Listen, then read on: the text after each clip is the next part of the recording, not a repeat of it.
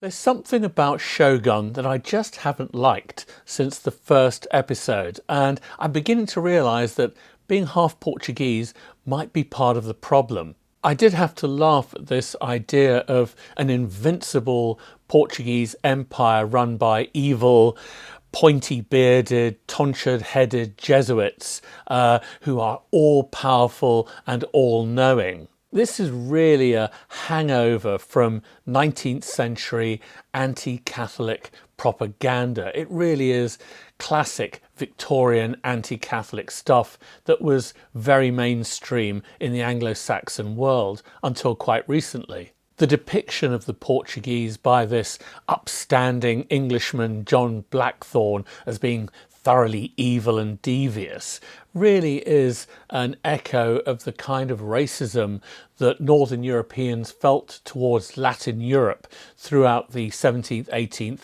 and 19th centuries. There even was a saying that Africa begins at the Pyrenees, and there was a sense, particularly in the British imperial period, that the Portuguese weren't quite European, weren't quite white enough for the British. Shogun is based on the novels of the Australian author James Clavell, who was actually held as a prisoner of war in a Japanese prisoner of war camp during the Second World War. Clavell was a conservative politically and an avid follower of the philosopher Ayn Rand. Now, Ayn Rand glorified selfishness. She believed in capitalism as the highest and unknown ideal, as she termed it. And in her books and in her novels, she was also a novelist, there was always this idea of the selfless, heroic individual up against the system. In the 1940s, her novel The Fountainhead was turned into a movie starring Gary Cooper as a visionary architect up against mediocrities who just don't get it. And you can really see John Blackthorne's character in there. He is Gary Cooper all over again. He is an Ayn Rand archetype. He's there to tell the Japanese just how awful the Portuguese are.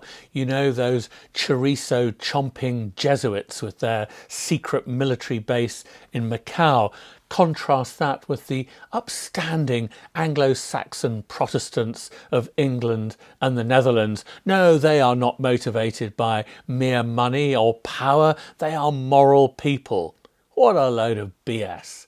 Like many people of Portuguese extraction, and you can see a lot of commentary online, I've just found this depiction of Portugal and the Portuguese as borderline hilarious. If people really want to believe that Portugal had overwhelming military superiority over China, Japan, and even Spain, well, go right ahead.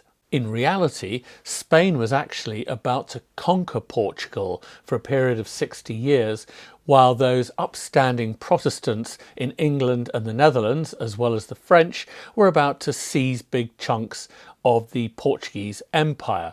It is true that there was a significant Portuguese presence in Japan, largely because they got there first, though it was hardly top secret, as is suggested in Shogun.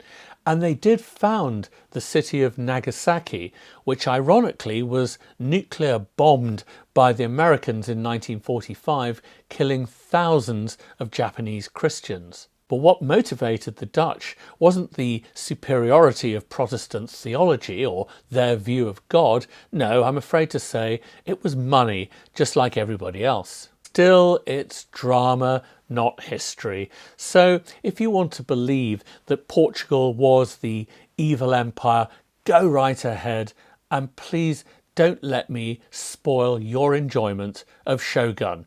I mean, I'm going to keep watching myself. Now, before I check out, do buy my new book, Jack the Ripper and Abraham Lincoln, published by Troubadour and out on May the 28th. You can pre-order it on Amazon, Waterstones, WH Smith and other sites. You may be ordering it and not pre-ordering it by the time you watch this video, but go right ahead. It's a great read, and have I got some news for you about Jack the Ripper.